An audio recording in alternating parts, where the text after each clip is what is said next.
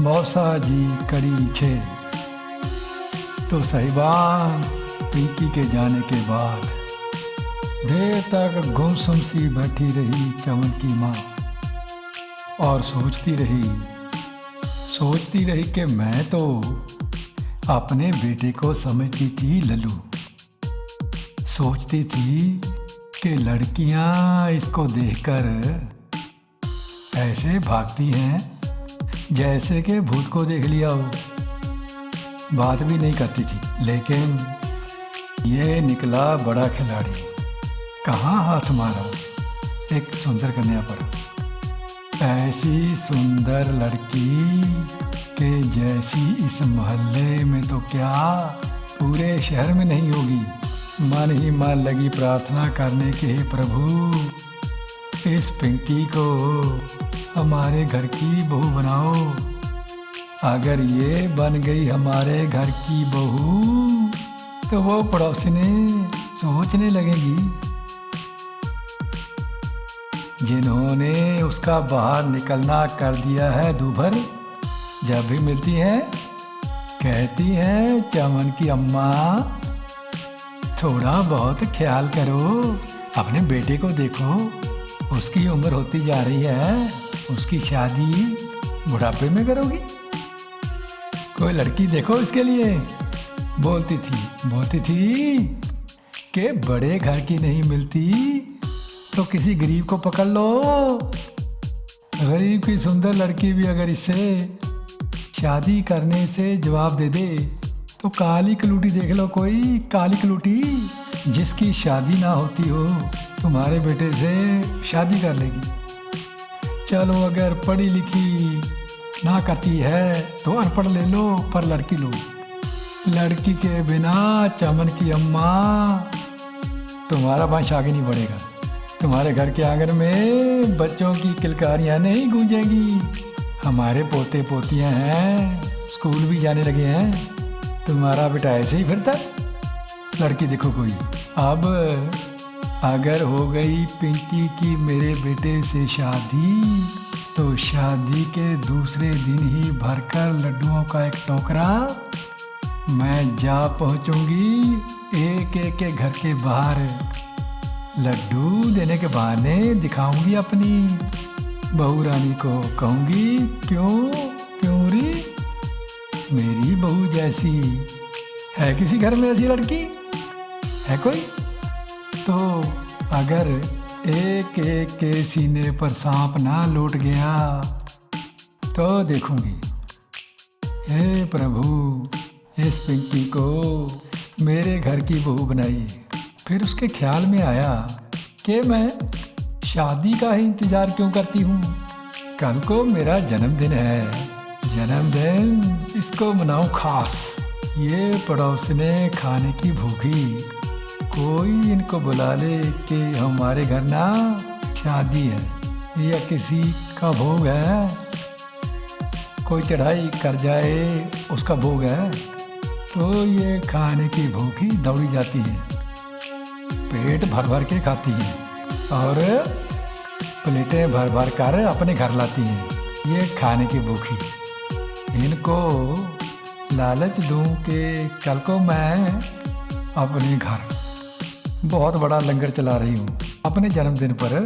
मेरा जन्मदिन खास है ना कल को, तो जन्मदिन में मैं लड्डू, जलेबियाँ, बर्फी, पेड़े, रसगुल्ले, रसमलाई, शाही कोफ्ते, मटन, चिकन, इसका लंगर लगा रही हूँ, खुला लंगर लगा रही हूँ।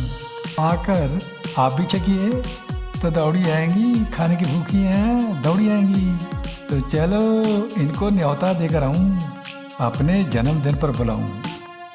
सोचकर वो चमन की माँ चली बाहर, चली पड़ोसनों को खाने का न्योता देने, लंगर का न्योता देने। तो जनाब उधर सोफे पर टांगे पसारे अपना वो चमन सोच रहा था प्रभु की कृपा हुई। वो पिंकी जो भाव नहीं देती थी अब उसके घर तक आ गई है, घर तक आ गई तो घर में भी आ जाएगी। वो मौसा जी है ना, मौसा जी, उसके पापा को बचाएंगे तो वो मेरा ख्याल रखेगी, शादी करेगी मुझसे। उसने फ़ोन मिलाया पिंकी को, बोला पिंकी, हेलो हाय करने के बाद पिंकी घर ठीक ठाक पहुंच गई? बोली हाँ। बोला मुझे तो डर था कि कहीं तुम क्या किसी मोटर गाड़ी के नीचे आकर कुचली ना जाओ और खुरपी लेकर तुम्हें खुरचना पड़े। बोली जनाब, इतनी बुरी ड्राइविंग भी नहीं है मेरी, क्या समझे? अगर ड्राइविंग इतनी अच्छी है, बोला चमन, वो जब मोड़ने लगी थी तो साइकिल वाले से टकरा गई थी कि नहीं? अच्छा हुआ बचाव हो गया, नहीं तो लेने के देने पड़ जाते। बोली पिंकी जनाब, वो तो मैं तुम्हें मुड़कर देख रही थी कि तुम मुझे देख रहे हो कि घर के अंदर चले गए। तो छोड़ो ये बातें, चमन बोला ये बताओ तुम्हारे पापा कैसे हैं? पापा तो ठीक है, मुस्कुरा कर बोली वो।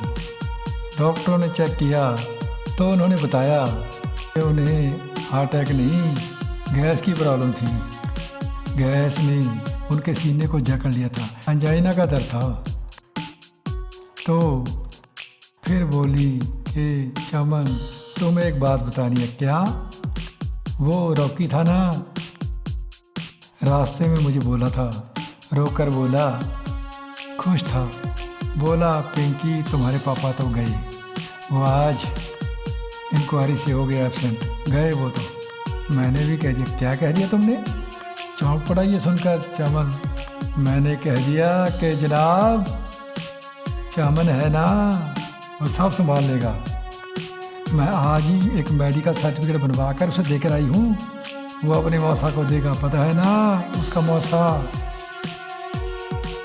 बहुत बड़ा अफसर है, वो इंक्वायरी अफसर है यहाँ। और वो कल जन्मदिन पर, उनकी माँ का जन्मदिन है ना, चमन की माँ का, आ रहे हैं। ओहो पिंकी, ये तुमने क्या कर दिया, गलत किया।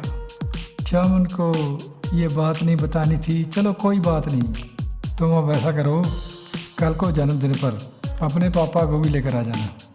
हाँ मैं पक्का आऊँगी, मैं आऊँगी। मैं भी सोच रही हूँ कि रॉकी को ये बात नहीं बतानी चाहिए थी। चलिए साहब, अब चलते हैं रॉकी के घर।